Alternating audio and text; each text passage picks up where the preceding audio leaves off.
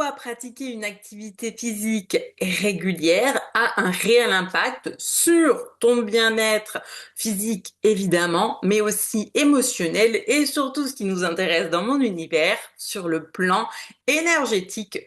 Coucou à toi, j'espère que tu vas bien. Donc aujourd'hui, c'est vraiment une vidéo, j'ai envie de dire juicy, que je t'amène où je vais reprendre eh bien, tout ce que j'ai déjà vu, hein, pratiquer, partager quand je travaillais dans le domaine du sport. Il faut quand même savoir que si je te fais cette vidéo, c'est notamment parce que j'ai été formée à l'époque de la natation au sport santé et que aujourd'hui, tout ce que j'ai vu là, j'ai envie de te le ramener aussi au plan énergétique parce qu'à l'époque, j'en avais pas conscience, mais aujourd'hui que j'ai imbriqué tout ça ensemble, je peux te dire que concrètement, ce que je t'apporte là, ça peut réellement changer les choses pour toi. Donc, installe-toi confortablement et on est parti. Et éventuellement, si chez toi tu as un tapis de marche ou de course, eh bien peut-être que je pourrais t'inviter, 1, 2, 3, à regarder cette vidéo en mouvement puisque c'est de ça qu'il est question. Parce que pour commencer, une activité physique, qu'est-ce qu'on entend par activité physique? Parce que souvent les gens se braquent et se disent oui, mais moi le sport c'est pas mon truc. On n'est pas en train de te dire que tu dois aller courir un 10 km, tu vois, ou que tu dois aller nager 5 km. C'est une activité physique, c'est vraiment quelque chose que tu vas aller faire qui est adapté à ton niveau, mais que tu vas faire de façon régulière. Pour moi, de façon régulière, ça peut être entre 3 à 5 fois par semaine pour justement aller bouger ton corps, bouger ton énergie, te sentir bien. Et c'est super important parce que je me suis renotée en fait, quelques chiffres concernant la sédentarité. Il faut savoir que je pense qu'en France et même dans le monde, on a des taux de sédentarité qui surpassent la moyenne. C'est pas bon du tout parce que c'est là qu'on va se retrouver avec de vraies problématiques, que ce soit physique, hein, parce que le fait d'être sédentaire, c'est ça qui parfois fait que des personnes se retrouvent avec des maladies chroniques. On parle pas non plus de l'aspect psychologique, en fait, hein, de l'impact que ça a, la sédentarité, sur le plan physique, c'est très important. Sur le plan psychologique, je veux dire, aujourd'hui, si on regarde aussi les taux de stress de personnes en état de dérégulation, etc., enfin, c'est quand même assez explosif et impressionnant. Donc, moi, ce que je me suis noté pour te donner l'idée, ce qu'ils considèrent comme une personne sédentaire, c'est quelqu'un qui va passer de par son travail beaucoup de temps assise derrière des écrans, etc. Alors effectivement, hein, tu peux pas changer ton travail. Par contre, tu peux décider de te lever, hein, peut-être toutes les heures et faire quelques pas ou de faire quelques squats, de te garer plus loin si tu as besoin de la voiture pour aller au travail en marchant, de t'inscrire à la salle de sport et de trouver l'activité physique qui te convient à toi. Justement, pour pouvoir te faire du bien. Parce qu'à l'heure actuelle, on dit que 42% des 18 à 44 ans passent en moyenne 8 heures par jour, en fait, dans un comportement sédentaire, et que c'est 31% pour les 45 à 64 ans. C'est quand même énorme, tu vois, quand on y pense. Alors, moi, pour avoir vécu les deux, je veux dire, parce qu'à l'époque où je travaillais au bord des bassins, j'avais forcément des comportements moins sédentaires que maintenant quand j'ai, ben voilà, des séances que j'enregistre des vidéos, etc. Mais il y a un moment donné où tout est une question d'équilibre et de compensation aussi, de trouver des moments dédiés où tu vas pouvoir pratiquer, faire quelque chose pour toi. Et ça, c'est vraiment très important. Donc, ce qu'on va commencer à parler maintenant que je t'ai fait un petit peu cette introduction, c'est d'abord les bienfaits par rapport à ton physique. Et on terminera par l'aspect énergétique, évidemment. Donc, sur le plan physique, eh bien, en fait, tu vas déjà prévenir le risque de maladie chronique. Ça, c'est des choses que tu peux aller rechercher par toi-même sur Internet. Moi, c'est des choses que j'ai apprises donc dans le cadre du sport santé. On a quand même beaucoup de personnes qui se retrouvent avec des maladies chroniques. Donc, ce qu'ils appellent les maladies chroniques, hein, c'est par exemple des diabètes de type 2, mais après, tu as tout ce qui entre dans les problèmes cardiovasculaires, etc. Mais encore une fois, tu peux faire tes propres recherches. Donc, le but, c'est de prévenir. Par contre, quand je te parlais du sport santé, moi, en sport santé, je donnais des cours à des personnes qui étaient déjà atteintes de maladies chroniques. Parce que ça a été prouvé, tu vois, là, c'est pas mon côté wouhou, hein, c'est scientifiquement prouvé que l'activité physique a un réel bien-être pour les personnes atteintes de maladies chroniques, que ce soit sur le plan physique ou sur le plan euh, mental, émotionnel. Ça permet de justement de prévenir les récidives, de ralentir les évolutions. Donc, comme tu peux le voir, il y a de réels bienfaits. Encore une fois, tu peux faire tes propres recherches. Pour les personnes plus âgées, là, on va parler d'un maintien de l'autonomie. Cependant, j'attire ton attention parce que je ne sais pas finalement à peu près quel âge vous avez, les personnes qui me regardent, mais j'ai envie de te dire que je pense qu'il y a pas mal de personnes qui sont comme moi, on va dire entre 30 et 40 et plus, tu vois. Le fait est que, très honnêtement, pour moi, c'est jamais trop un problème d'aller faire une activité physique. D'ailleurs, si je te fais un peu mon décompte, là, le lundi, Pilates, mardi, yoga, mercredi, Zumba, jeudi, je fais off, vendredi, en ce moment, je vais à la Zumba. Le samedi, alors c'est off, mais c'est le cours de natation de Liana, donc je vais dans l'eau avec elle pour lui apprendre à nager. Et le dimanche, je nage. Donc, on a quand même à peu près ouais, c'est 5 ou 6 entraînements par semaine, tout dépend, tu vois. Ça, c'est une chose qui se module, hein. C'est pas quelque chose que je force, c'est aussi être à l'écoute de son corps pour pouvoir absorber ça. Alors, évidemment, si tu n'en as jamais fait, je vais pas te dire d'en faire autant. C'est parce que moi, j'ai toujours eu l'habitude d'être en mouvement. Je pense que plus on s'y prend tôt pour démarrer une activité, plus c'est facile à un certain âge de continuer et d'avoir conscience que ça nous fait du bien. Parce que quand tu le commences tard, eh ben, l'activité physique, elle est souvent quand même assez difficile, hein, on va pas se mentir, quelle que soit l'activité que tu fasses, énergétiquement, tu sais, parlant physiquement, musculairement, etc., ça te consomme de l'énergie. Donc tu vas forcément parfois te sentir fatigué, faut passer le cap des courbatures, faut passer le cap d'être débutant, mais je veux dire, il y a un moment donné où il faut aussi des fois penser à la suite et se dire quand j'aurai un certain âge, dans quel état j'ai envie d'être et de me trouver. Et que plus on va pratiquer une activité physique régulière, et plus justement ça va pouvoir nous aider ben, à éviter de se retrouver dans un manque d'autonomie à un certain moment. Moi, je me rappelle de ma grand-mère qui faisait tout à pied, qui marchait beaucoup, etc. Mais jusqu'à la fin, elle a toujours été quand même très en forme est très autonome. Peut-être que si elle n'avait pas été aussi dynamique que ce qu'elle avait été toute sa vie, bah, elle se serait retrouvée dans des cas où t'as des personnes, tu n'arrives plus à les faire bouger. Ok? Donc ça, c'est vraiment sur le plan physique. En fait, tu vois, ça a vraiment des réels bienfaits. Tu permets à ton corps de s'entretenir. J'ai envie de te dire de pas laisser tes muscles et tout ton corps se ramollir. Parce que dis-toi que moins tu en fais, moins tu auras envie d'en faire et que musculairement parlant, c'est évident qu'il y a un moment donné ou quand tu commences tard, etc., où c'est difficile et où tu dis, ah, purée, ben, est-ce que vraiment je vais continuer à faire ça et que les gens abandonnent et c'est un peu dommage parce que ben, tes muscles ont besoin de se réhabituer hein, petit à petit à travailler. Le corps a besoin de se réhabituer et bah non, c'est pas facile, ça se fait pas en claquant des doigts. Je sais que sur les réseaux sociaux, des fois, tu peux voir des personnes qui te montrent des postures. De yoga, de pilates ou je sais pas quoi, ça ne se fait pas finger in the nose, comme je te l'ai dit. Moi, je vais au pilates le lundi, au yoga le mardi.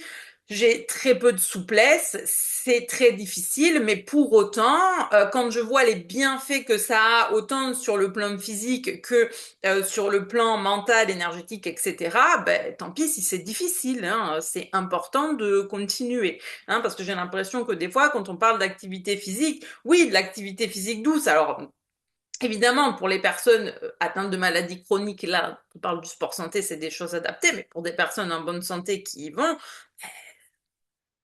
non, enfin, personne ne pourra te dire que pratiquer une activité physique, c'est facile et ça te fera pas mal. Au contraire, des fois, on a besoin aussi d'aller chercher la contraction et le fait de sentir dans son corps, attention, le chat, que ça travaille parce que justement, c'est plutôt bon signe. Si tu as, alors attention, on parle pas d'une douleur vive ou quoi que ce soit. Attends, on parle même musculairement parlant. J'ai envie de te dire, bah justement, c'est plutôt bon signe. C'est que ça travaille, ok? C'est important d'en avoir conscience. Faire le préciser. Sur le plan mental, ce qui est très intéressant, c'est que déjà, ça donne un cadre, une discipline, parce que pour moi, en termes, quand je parle vraiment d'activité physique, bien sûr que tu peux aller courir seul, marcher seul, nager seul, faire ce que tu veux seul. Je pense que les personnes qui, comme moi, ont eu cette habitude de pratiquer un sport depuis l'enfance, même les jours où ça te fait chier, tu sais que tu vas y aller parce que tu as déjà cette discipline qui est là. Je vais être honnête avec toi. Si toi, tu fais partie des personnes qui ont jamais eu ce truc-là, tu vois, où tu comprends que c'est important pour toi, que tu veux t'y lancer maintenant, trouve-toi l'activité qui te convient, mais fais-le dans des cours de groupe où tu sais que tel jour à telle heure, tu vas y aller. Parce que moi, je vais être honnête avec toi, par rapport au pilates et au yoga, c'est des choses que à un moment donné, je m'étais dit, bah tiens, je vais essayer de le faire en suivant sur Internet, parce que maintenant, aujourd'hui, bah oui, avec les YouTube, etc., tu trouves de tout.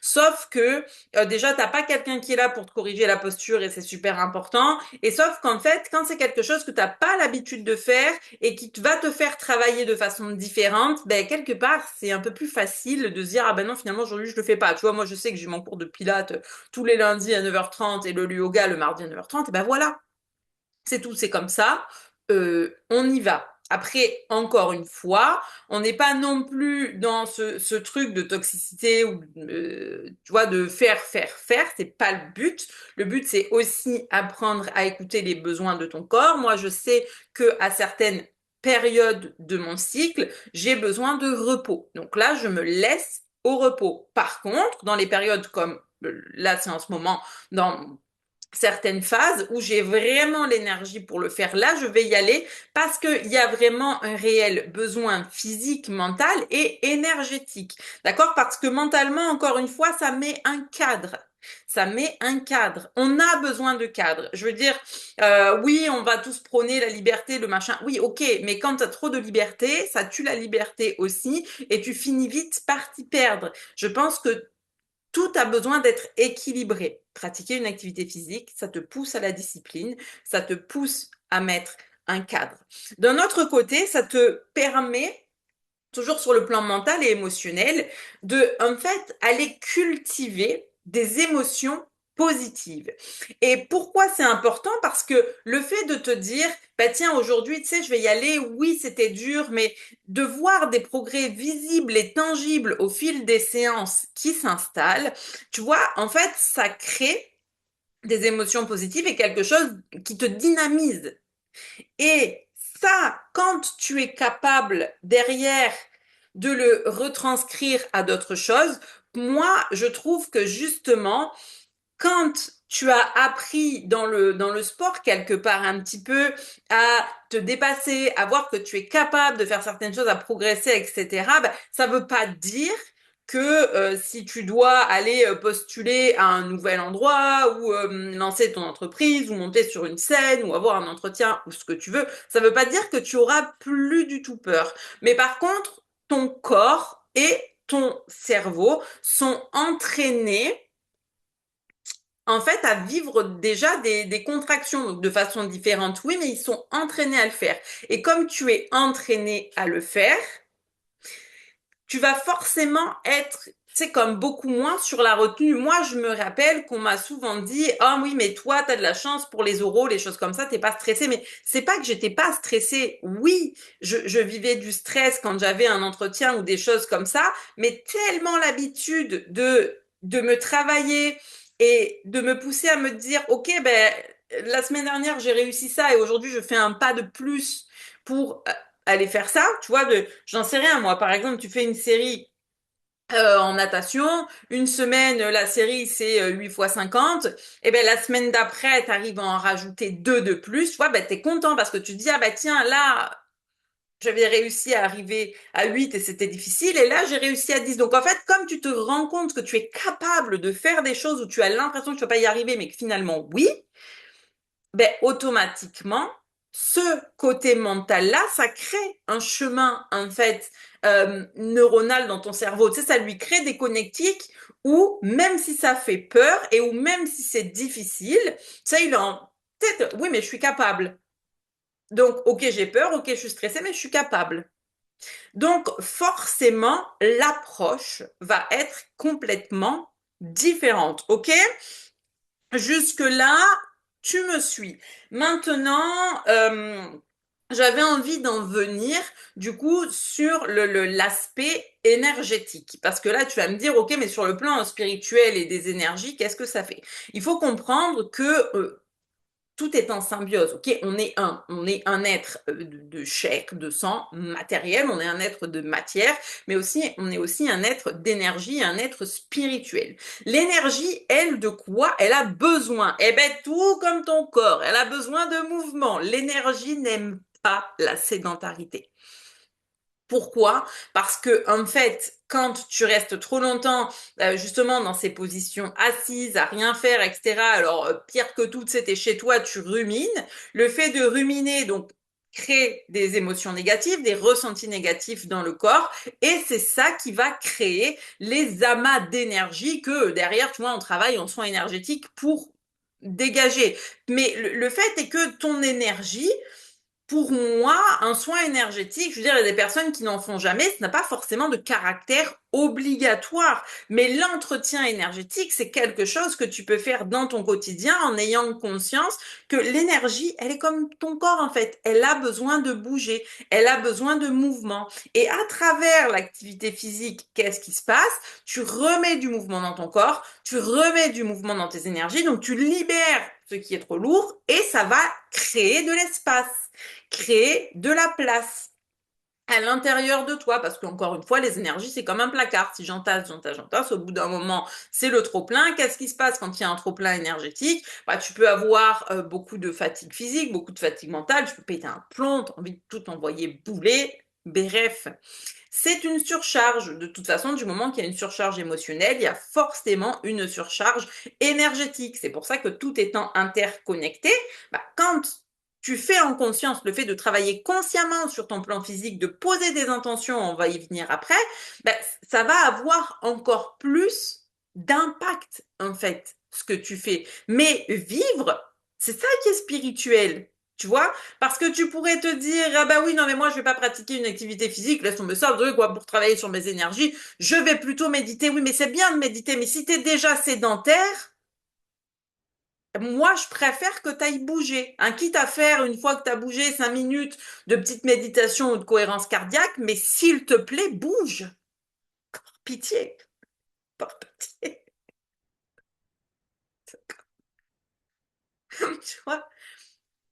Parce que il n'y a rien de plus puissant pour se réguler que de vivre, en fait.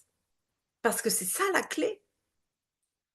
Parce que vraiment, pour réussir à revenir dans des vrais états de régulation, quand on parle de régulation de système nerveux, etc., euh, et encore une fois, c'est une connexion avec tout, c'est-à-dire que qu'est-ce qui te dérégule, qu'est-ce qui te trigger, tu faut quand même avoir conscience de ces émotions et de certaines choses, parce que quand il y a des choses récurrentes et des schémas qui se répètent, bien sûr que l'activité physique ne va pas casser un schéma émotionnel qui boucle depuis des années. On s'entend, c'est pas le but, ça on pourra en reparler dans d'autres vidéos. Par contre, effectivement, toi, ça va quand même augmenter ton niveau d'énergie, ça va te faire du bien physiquement, mentalement, énergétiquement. Donc, déjà, pour derrière vouloir aller, par exemple, ne serait-ce que briser un schéma, etc., ben, tu seras plus disposé à vouloir aller faire certaines choses que peut-être tu repoussais depuis pas mal de temps. Parce que quand tu mets ton énergie en mouvement, tu libères quand même pas mal de choses. Et quand tu mets ton énergie en mouvement, il y a une chose aussi que tu vas libérer, c'est tes pensées qui sont souvent très omniprésentes, etc. Les pensées créant les émotions, bah, c'est elles qui t'amènent les réactions physiques vraiment dans ton corps et qui vont soit te pousser dans un côté très motivé, dynamisant, etc., soit te maintenir à un endroit où tu rumines. Bref, j'ai besoin d'en dire plus, je pense que tu as compris. Et quand on parle des éléments, tu vois vraiment des éléments, la terre, feu, l'air, etc., etc., quand tu fais une activité physique, c'est comme si tu les mettais en symbiose. Pourquoi? Le feu à travers toi, il passe par ton corps, par le fait des montées de température. Donc, tu viens travailler ton feu, puisque tu montes en température quand tu fais du sport, même dans l'eau. Je tiens à le préciser, même si tu le ressens pas, mais oui, tu vois. L'eau, ça met ton corps en mouvement. Donc, de toute façon, ton corps est composé à 80% d'eau. Autant te dire, travaille. L'air, tu vas respirer. Donc, là aussi, tu fais travailler ces éléments en symbiose. Et le dernier que les gens appellent l'éther, mais qui est aussi l'espace, tu crées de l'espace en toi à travers une activité physique. Donc en fait, tu te mets en mouvement, tu mets ton énergie en mouvement, tu mets les éléments en mouvement et automatiquement, ça va avoir un réel impact positif sur ton bien-être. OK? Bon. Euh, Après, par rapport, oui, parce qu'on parlait de l'élément la terre ou la matière, tu vois, là, c'est pareil, c'est ton corps qui est directement lié à la matière. En fonction de ce que tu fais, attention, ça fait travailler l'ancrage. Ça, c'est aussi important. C'est que l'activité physique en soi est un super outil d'ancrage. Parce que pour moi, l'ancrage, c'est être connecté à son corps, c'est venir dans son corps, connecté à ton corps et à tes ressentis. Qu'est-ce que tu fais quand tu fais une activité physique? Tu es concentré sur ton corps, sur les mouvements, tu crées une vraie connexion. En plus de ça, ça te fait travailler la concentration et la connexion pour pouvoir, en fait, j'ai envie de dire, mettre en symbiose les mouvements à ce moment-là. Donc, tu vois, là encore, quand tu vas au-delà de l'activité physique sur le plan physique, quand tu vas creuser au-delà, tu te rends compte de vraiment l'impact réel que ça peut avoir dans ta vie et dans ton quotidien. Maintenant, là où je voulais t'amener pour finir, c'est sur la notion des intentions, être intentionnel. Une intention, c'est une énergie qui te guide et qui t'accompagne.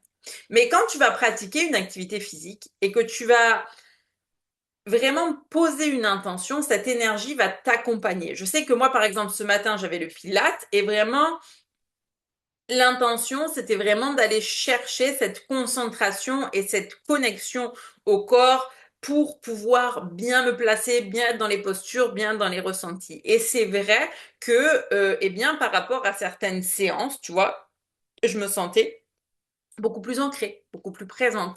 La semaine dernière sur le yoga, mon intention, j'avais vraiment besoin de en fait libérer entre guillemets du stress, voilà, si tu veux, de libérer certaines énergies un peu lourdes, de libérer du stress, etc. Et le avant après la séance, c'était vraiment le jour et la nuit. Quand je vais nager, alors il y a toujours une dynamique parce que en fonction de ce que tu fais, tu vois, si par exemple tu fais de la course à pied ou des choses comme ça, tu vas avoir envie de travailler ton cardio. C'est important quand même d'avoir l'intention de base sur des sports comme la natation, la course, etc. Pour, en fait, je veux dire, dans des cas comme ça, je dirais courir pour courir ou nager pour nager. Moi, c'est pas trop mon truc. Mais après, c'est parce que ça fait très longtemps que j'en fais. Moi, tu vois, quand je vois des gens qui me disent, eh ben voilà, tu nages et tu te mets dans l'eau toujours à la même allure. Je sais pas, je nage 400 mètres, 1 kilomètre et je fais que du crawl. Je peux pas faire ça en fait. Enfin, je sais pas comment vous faites. Je te jure.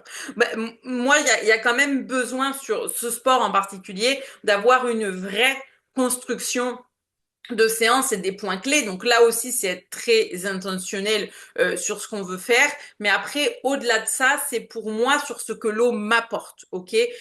L'eau m'apporte cette reconnexion à moi-même parce que pour moi, l'eau est vraiment mon élément clé, celui auquel j'ai besoin de me relier quand tout est trop. Tu vois, il y a des gens pour qui ça va être la nature. Il y a des gens pour qui, par exemple, ça va peut-être être se poser devant un feu de cheminée, etc.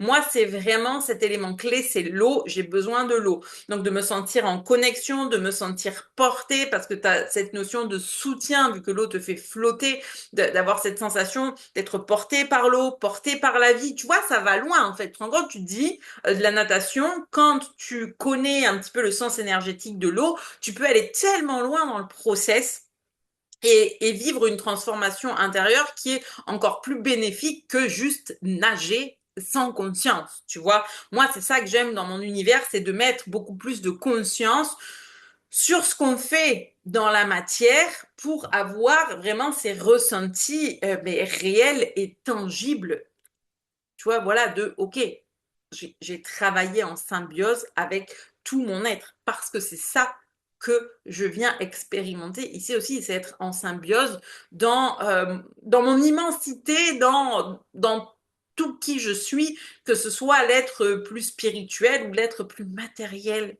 finalement.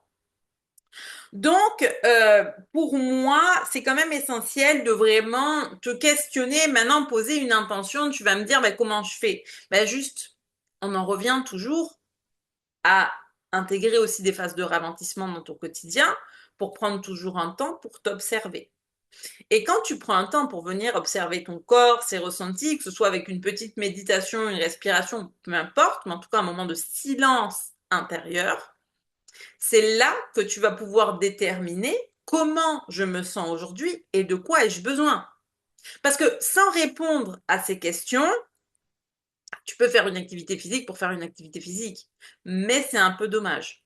D'être capable de se demander comment je me sens aujourd'hui et de quoi est-ce que j'ai besoin, ça va peut-être t'aider à des fois prendre les bonnes décisions. Alors comme je te disais, je pense que pour certaines personnes, qui n'ont pas eu l'habitude de vraiment pratiquer, c'est important de trouver l'activité qui te convient et de t'inscrire à des cours en groupe. Maintenant, pour les personnes comme moi qui aiment bien cumuler les deux, tu vois, il va y avoir des fois où c'est grâce à cette question, comment je me sens aujourd'hui et de quoi j'ai besoin, que je vais pouvoir déterminer. Par exemple, est-ce que j'ai besoin d'aller nager ou est-ce que j'ai besoin d'aller marcher? Parce que même si les deux me font du bien, sur le plan mental, énergétique, etc., les deux ne vont pas répondre aux mêmes besoins. Alors après, attention. À l'heure actuelle, pour moi, dans l'eau, c'est évident que c'est ça qui va me faire travailler le plus sur d'un point de vue du cardio, en sachant que ben, je sais construire une séance. Hein, c'était pleinement mon métier. Donc, je sais construire une séance. Donc, je vais pouvoir me construire une séance. Mais le fait est que marcher, ben, ça te fait forcément travailler du cardio parce que tu peux travailler sur ton allure, etc. Pardon. Cependant, encore une fois, on va pas être relié au même élément. Hein, là où un tu relis à l'eau, l'autre tu relis à la terre. Donc effectivement, ça ne va pas faire travailler la même chose. Et là, c'est important d'être à l'écoute de ses besoins et de ses ressentis pour comprendre de quoi j'ai besoin. Parce que les jours où j'ai besoin d'une forte connexion avec le grand tout, où j'ai besoin de me sentir relié à la terre, à la nature, aux animaux, à tout ce que tu veux, bah c'est clair que je vais aller marcher. Et c'est clair que dans cette marche, il va y avoir un temps de pause, tu sais, dans la forêt, un vrai temps de connexion.